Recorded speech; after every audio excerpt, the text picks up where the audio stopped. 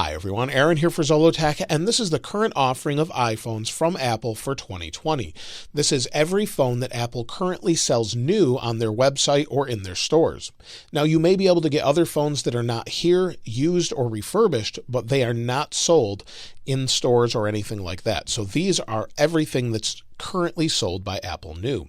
And so we'll start on the left with the iPhone 8. The iPhone 8 starts at $449 and goes all the way up to the iPhone 11 Pro Max on the far right here that ends at $1,449 for the largest storage option of 512 gigabytes. So we have a very wide range of prices from left to right. So we have a couple differences between them. The iPhone 8 obviously has a home button and we have FaceID on the rest. We'll talk about that in a moment. But let's talk about the offerings from each one of these phones. So as you can see, this is the silver iPhone 8. And the silver iPhone 8 is $449 and then goes to $499 with 64 128 gigabytes of storage. You can also get the larger sized iPhone 8 Plus, and again it comes in at similar prices, similar storage, and is available in space gray, silver, and gold. So we have space gray here, silver with the iPhone 8. Now with the iPhone XR, we have a lot more colors. It starts at $599 and goes up to $649. You can get 64 or 128 gigabytes currently. It comes in white, black, blue, yellow, coral, or product red like this one. So you'll see this is the red one. It's product, which means they donate some of the profits to the AIDS Foundation to help get rid of AIDS around the world. And then we have the iPhone 11. iPhone 11 starts at $699 and goes to $849. It's available in 64, 128, or 256 gigabytes. It comes in white, black, yellow, this color green, purple, and again, product red. So this is this nice green color, and that's a new color this year as compared to the iPhone XR. When it comes to the iPhone 11 Pro and 11 Pro Max, the iPhone 11 Pro comes in at $999 and goes up to $1,349. It's available in 64, 256, or 512 gigabytes. And you can see here, this is the new midnight green color, but it also comes in space gray, silver, and gold. And with the iPhone 11 Pro Max, you can see this is the space gray variant, and this starts at $1,099 and goes all the way up to $1,449. It comes in 64, 256 gigabytes, or 512 gigabytes, and again has the same space gray, silver, gold, and midnight green colors. When it comes to the overall build of the phones, they're a little bit different. The four phones on the left weigh a little bit less because they're made of aluminum and then glass. So the actual frame around the outside edge of the 8, 8 Plus, XR, and 11 have aluminum around the entire outside edge and glass front and back. With the 11 Pro and the 11 Pro Max, these are made of stainless steel. So the outside ring is stainless steel, and then again, glass front and back. So they're all the same as far as that goes with the Pros, and then they're all the same as far as the other models as well. Now, when it comes to overall weight, the phones on the right are going to feel a little bit heavier due to their stainless steel construction, but they're not too much heavier overall. So here's the different weights of all of them, and it goes from 148 grams all the way up to 226 grams for all of them. So from lightest to heaviest. Now, one of the greatest differences on these phones is the display. The four on the left are all LCD, and then the two on the right, the 11 Pro and 11 Pro Max, are OLED displays, and they've really made them very nice this year. They've made them a little bit brighter, but let's talk about the displays and the resolution, because the LCD displays, these are some of the best LCD panels ever made. And I know some people will say with the XR and the 11, which have the exact same displays, that it is a lower resolution than the other displays. But because the pixel density is above 300, you're not really going to see any of those pixels, and it looks fantastic. It has great viewing angles, and that's true of any of the LCD displays from Apple. They're very vibrant, they're very nice, and they go nice and bright. But they're not as bright as the OLED displays on the 11 Pro and the 11 Pro Max. The 11 Pro and 11 Pro Max can go very, very bright. In fact, 800 nits is the peak brightness, and then it can go even higher when playing HDR content. So the 11 Pro and 11 Pro Max can play HDR, and technically the iPhone 11 can do the same, but the OLED displays give you deeper blacks and then brighter colors overall with a little bit more saturation. So Apple does a good job of balancing all of these displays, but they are not the same when it comes to watching different content. And so you have your choice of 4.7 inches, that's actually a rectangular display, all the way up to 6.5 inches with rounded corners on the OLED displays of the 11 Pro Max. So you have a wide variety of what works for you. However, there's one thing I should mention that has to do with OLED displays specifically that I don't hear a lot of others talk about, but I've mentioned regularly, and that's something called PWM, or pulse width modulation. That's the way OLED displays regulate their brightness, and some people are sensitive to this, about 1 in 10 people. And what that means is when you brighten or dim an OLED display, it's actually flickering faster or slower, and the longer it keeps the light on, the brighter it looks. LCD displays with the 8 Plus or the 8 and the 10R and the 11 don't do this. They don't flicker at all in any way, and they are nice and bright or dim, and they're just always lit. So they don't have that flicker going on, and that flicker may bother some people's eyes, cause them to feel nauseated, or give them headaches. So that's something to keep in mind. However, with this year's phones, the 11 Pro and 11 Pro Max have a higher rate of flicker, which most people can't see and doesn't bother as many people, but it's still something that's there, so I thought I'd mention it. Now, another thing to mention is only the iPhone 8 and 8 Plus have 3D touch, and what that means is there's a pressure-sensitive layer under the display that allows you to push a little bit or push harder for different actions to take place. And you're probably familiar with this. You can press on it, slide your finger to adjust brightness. But what Apple has done with all of the newer phones from the 10R on is get rid of that and then replace it with a press and hold. So you've got to press and hold to accomplish the same task. And while it works, it is nowhere near as fast. So with pressure sensitivity on the music app, for example, if I press and hold, we'll try it again. You'll see it didn't work the first time on the iPhone 11 Pro. Let's try it again. And you'll see it works, but it's a little bit slower. Let me try it one more time so you can see. Again, it works just fine, gives you the same sort of functions, but it is a little bit slower. So just keep that in mind. If you love 3D touch, while they've changed it dramatically with iOS 13, it's still there. It's just not as good, but it's definitely better than the haptic touch or the press and hold that we have on the newer phones. Now, with Apple's newer phones, the iPhone 11, 11 Pro, and 11 Pro Max, they seem to be more shatter resistant, but by doing that, it softens the glass and makes them more prone to scratching. So, for example, on my iPhone 11 Pro Max, it's fairly scratched, and it's scratched much easier than, say, the iPhone 8 Plus that I have here. Over the years of using this, it really doesn't have many scratches on it, and I don't use a screen protector. But with the newer phone, it seems to gather scratches much more easily, and that's by putting it in my pocket with nothing else in there.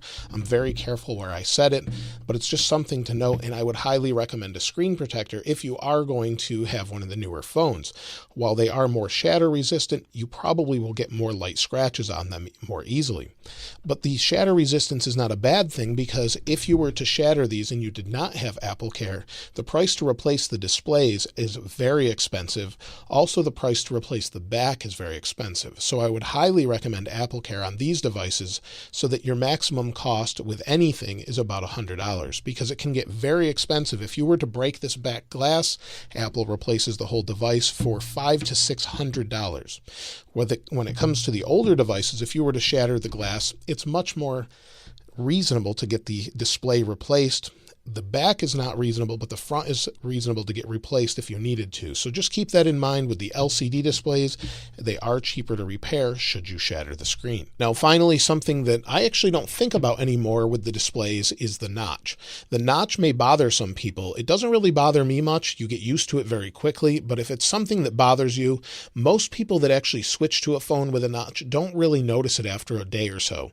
Most people I've talked to have said it's not a big deal. I thought it would be, but it's not. So just keep that in mind. But for the most part, it's not really something to worry about. But if it drives you nuts, it is a consideration, of course. Now, despite the resolution differences, the displays look great overall. You're not going to complain about it, I don't think, even though some people will say that the 10R and the 11 are 720p displays. They're actually closer to 1080p. You can still watch 1080p content on YouTube. There's no issues with that. And there's no reason you can't watch quality content on these and you will never notice the difference. So let's go into one of my videos so I can show you. If we go to some of the options in the upper right here, you'll see here is the quality and you have 1080p as an option. So you can watch 1080p video. It will just scale and it's closer to 1080p than it is to 720p. But again, the resolution is less important as opposed to the pixel density. So you're not going to see those pixels.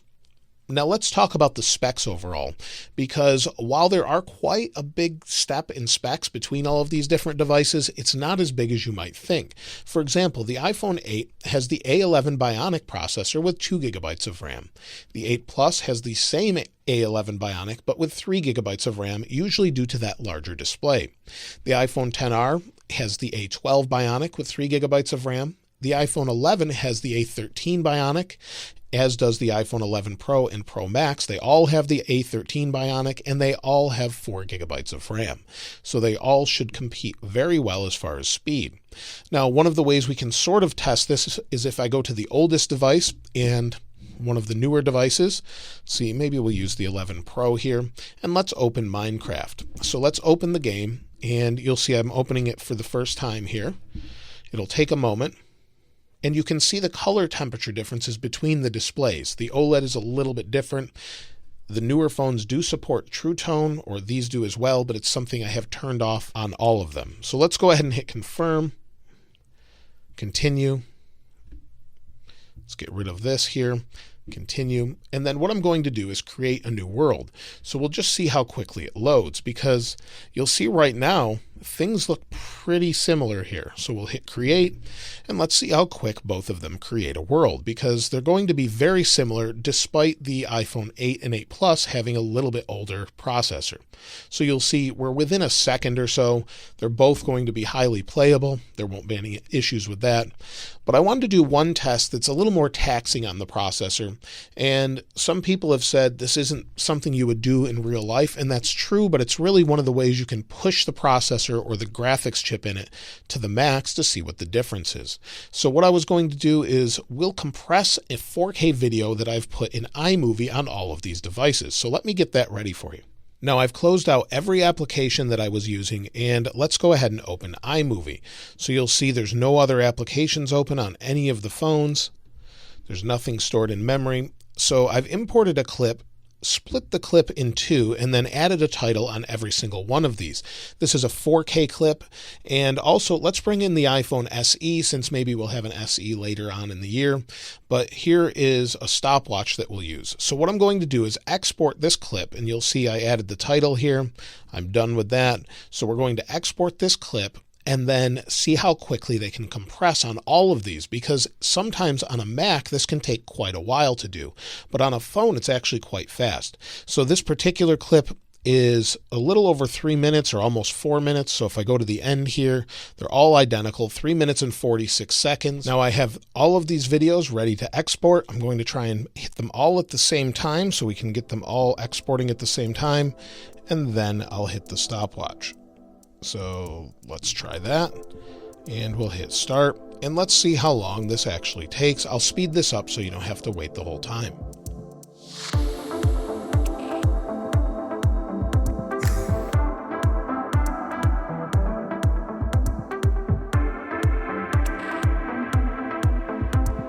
Now we're a little over halfway through, and you'll see some of the older phones such as the XR and the 8 Plus are doing quite well. So the RAM on the iPhone 8 may make it a little bit slower, but it's pretty impressive to see how they're all doing.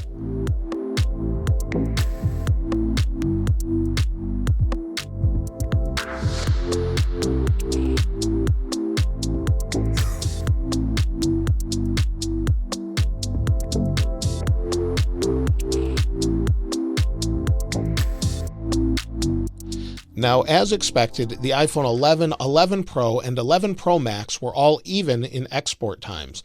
The XR was just behind it by maybe a second or half a second, and then the iPhone 8 Plus was behind that, not too much at all, but the 8 was much further behind, and I suspect that's due to the amount of RAM that it has. It's the least amount of RAM, and video exporting can be fairly RAM intensive.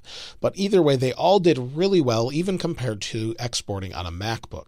So that should give you a general idea of how fast they are compared to one another when doing an intensive task, although I don't suspect this is something you would do regularly. Now, when it comes to iPhone, one of the biggest reasons people buy iPhone is because of their cameras. Their cameras are very consistent, but there are very big differences from the iPhone 8 all the way to the iPhone 11 Pro Max. So I wanted to show you the differences. First, I'll show you the forward-facing camera, and then I'll show you the rear-facing camera. So when it comes to the forward-facing camera, the iPhone 8, 8 Plus, and iPhone XR all have a 7-megapixel f2.2 aperture. They all record in 1080p, and the iPhone XR can do 1080p 60 off the front camera. So if I turn on the front camera of the XR, for example, we'll spin it around here, and if we go to video and do the same with the 8 or the 8 Plus, it's going to be identical. The quality will be the same, and I'll show you a different sample in a moment. Now, when we take a look at the iPhone 11, 11 Pro, and 11 Pro Max, this is an all-new 12-megapixel camera. So it's got a front-facing camera that's 12 megapixels and an f2.2 aperture. So the quality is much better, and it can record in 4K 60. So it has a very high resolution, it looks great, and you could honestly use it for vlogging most of the time, as long as you have good lighting. So it's a really impressive camera. So let me show you a little sample between all of them. I'm recording with the forward-facing camera on 3 different phones. The 8 Plus, which is the same as the 8, the XR, and the 11 Pro. So the 11 Pro, the 11 Pro Max, and the 11 all have the same cameras. So as you can see, the background of the 8 Plus is a little bit blown out, where the XR and the 11 Pro are a little bit different, and they have better dynamic range overall. And you can hear the audio between all 3, the 11 Pro, the XR, and the 8 Plus. Now, when it comes to the rear cameras, this is a huge difference. So with the iPhone 8, for example, we have a single lens, and this lens is a 12-megapixel camera, and it can record 4K 60. All of them have that capability, and they all have at least one optical image stabilized lens. The 8 Plus has a dual camera. It has a regular camera and then a telephoto lens. When it comes to the iPhone XR, we go back to one camera, but again, this is a very nice camera. It's a 12-megapixel f1.8 lens. It does have digital zoom and looks really nice. And then on the iPhone 11, we add another lens, but this time it's not a telephoto, this time it's an ultra-wide lens. So on the 11, we have a 12-megapixel sensor, but it's a new sensor on the 11, 11 Pro, and 11 Pro Max as compared to the 12-megapixel sensors in the older phones. So with the 11, we have a dual camera setup, 12-megapixel f1.8 and 12-megapixel f2.4 ultra-wide. They can record in 4K 60, and they use the neural engine in the processor to process the video in real time. It's very impressive what it can do. With the iPhone 11 Pro and the 11 Pro Max, they have the exact same camera setup. So now we have triple lenses. We have a normal lens that's 12 megapixels f1.8, then we have a 12 megapixel f2.0 optical zoom lens, and then we have an all-new ultra-wide lens, the same that's on the 11, that is an f2.4. So all of them, again, are really nice cameras, but let me show you some samples comparing them along with some video.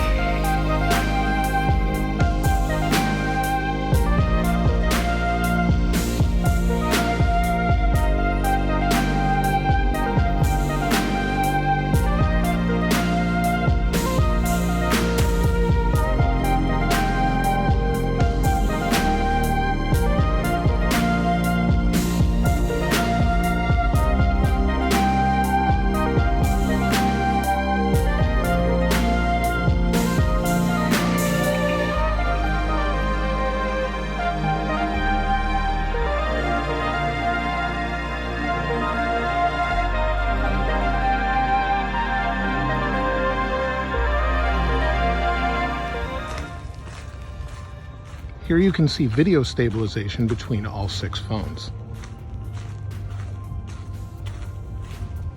Each camera has a telephoto lens with the exception of the iPhone XR. The iPhone XR uses digital zoom, but it's better than you might expect. So here's 2x and then here's 1x. You'll see all of them look about the same, but the newer iPhones, the 11, the 11 Pro, and the 11 Pro Max also have an ultra-wide lens where you can zoom way out and see a lot more. Now, another consideration between the phones is Touch ID versus Face ID. Now, in the newest phones, Face ID is super fast. And what you normally do is you just pick up the phone, look at it, and swipe up while you're lifting the phone up. But if you have Touch ID, you're going to have a different situation. You either have this home button here, or you can pick it up, turn it on, and do it that way. But let me show you what I mean. I'll pick it up and swipe, and at the same time hit the home button. And you'll see it's a little bit hard to compare the two, but let's try again. And you'll see the home button seems to be a little bit faster, but a lot of people like the ability to have the larger screen because you don't need the bezel for the home button. So this is a big consideration for some people. Face ID is much more secure with the exception of maybe if you have a twin, but overall they're both great. After using Face ID and finally in the newer generation, I think it's more than adequate, and most people I talk to would much rather have Face ID than Touch ID. I could really go with either or, but some people are going to be very picky about that. Now let's talk a little bit about battery, because this is a huge difference between all of them. Starting with the iPhone 8, we have a smaller battery, of course, because we have a smaller body of the phone. So it's 1,821 milliamp hours. That will give you about 5 hours of screen on time, depending on your usage. When we move to the 8 Plus, we have a 2,691 milliamp hour battery. Most people will get 6 or 7 hours of screen on time, depending on use. Closer to 6 hours, but it just depends how you're using the phone. When we get to the iPhone XR, the battery gets a little bit bigger. This was last year's best phone as far as battery goes. It's got a 2,942 milliamp hour battery. You're going to get about 7 hours of screen on time. Some people can do a little bit better depending on how they use it, but that's what I see pretty much as average. You'll get an additional hour of screen on time with the iPhone 11. It has a slightly larger 3,110 milliamp hour battery, so maybe 7 to 9 hours depending on how you use it. Some people will get less if they're heavy on using games and things like that. And then if we're talking about the iPhone 11 Pro and Pro Max, Apple has increased the battery size for the size of the chassis by quite a bit. The iPhone 11 Pro has a 3,046 milliamp hour battery that will get you about 5 hours more screen on time than the iPhone XS that it replaced. So most people are seeing 10 to 11 hours of screen on time with the iPhone 11 Pro. With the 11 Pro Max, we have a 3,969 milliamp hour battery, and this will get you 10 to 12 hours of screen on time. And I seem to get about 12 hours of screen on time with average use. So if I go to my battery, and battery health being at 100%, if it's lower than that, this can vary a little bit. But if we take an example where I've used 25% of my battery today, I've used 2 hours and 24 minutes of screen on time, 1 hour and 3 minutes of screen off time. If we do 2.5 hours times 4, since I've only used a quarter of my battery, and we're down to 77%, if we do times 4, that gives us about 10 hours, maybe a little more, maybe a little less, but most of the time 10 to 12 hours. And that's not including the screen off time that I'm using as well. So they're very, very good batteries in the newer phones. They all support fast charging, but only the iPhone 11 Pro and Pro Max include a fast charger in the box. So you can fast charge the older phones. They may be a little bit slower to fast charge, but they will fast charge if you have the right adapter. Now, one thing that's very important, obviously, is reception. And reception on the iPhone 8 and 8 Plus, if you have the Verizon variant, can be much better than what you get with the modern phones of the 11 Pro and Pro Max. And that it comes down to the use of Qualcomm modems versus Intel modems. Most people that have Qualcomm modems have a much better reception or experience with the older phones, especially from the 7 and older. With the iPhone 11 Pro Max, there are some spotty issues, sometimes switching from Wi-Fi to LTE or LTE signal may drop. While it's not bad, For most people, some people do have issues with it, and I have seen that myself from time to time.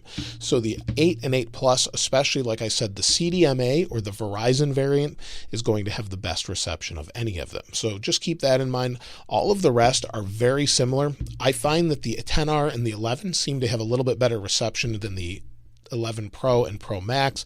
I don't know if that's due to the construction or not, but I do find that to be the case. Now, when we're talking about the speakers of all of them, it's very difficult to hear the difference between all of them on a singular microphone that I've got here that I'm speaking into. But there is a very big difference between the 11 Pro and Pro Max as compared to the rest of them. So from worst to best, it's going to be 8, 8 Plus, and 10R, then 11, 11 Pro, and 11 Pro Max. The volume on the 11, 11 Pro, and Pro Max are very loud.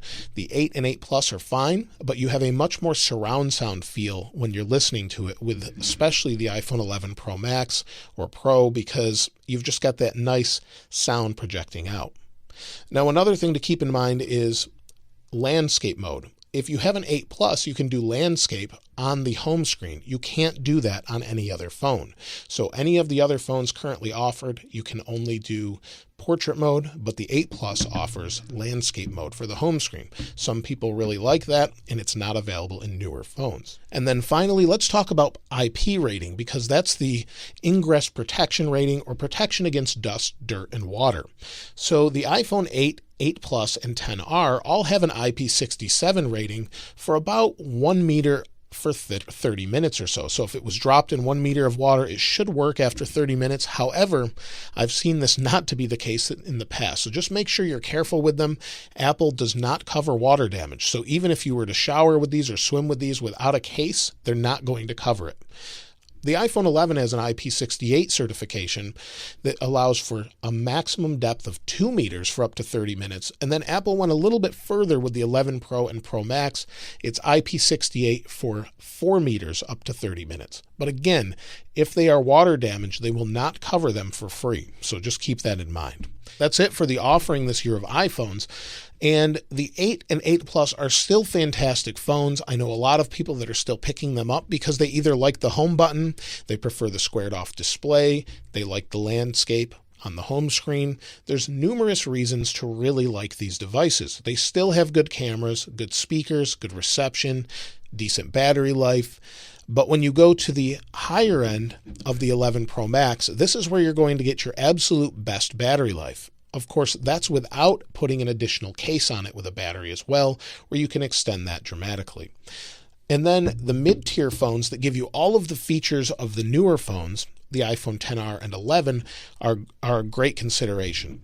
The 11 for $50 more is probably the best way to go, or $100 more, depending on your storage options and things like that. But it's really a great phone, and I think this is the phone that most people should pick up if you want the newest, latest, and greatest, but don't want to pay the extra $300 premium over it to get the stainless steel with the OLED display. So if none of that matters to you, the iPhone 11 would be the one I would choose for most people. The XR is fine if you're on a little bit of a budget, and all of them will be supported at least for a couple more years with the 8 and 8 Plus, the rest of them for many more years to come. Let me know which one you picked and why in the comments below. If you'd like to get your hands on this wallpaper, of course, I'll link it in the description as I always do. And if you haven't subscribed already, please subscribe. And if you enjoyed the video, please give it a like. As always, thanks for watching. This is Aaron. I'll see you next time.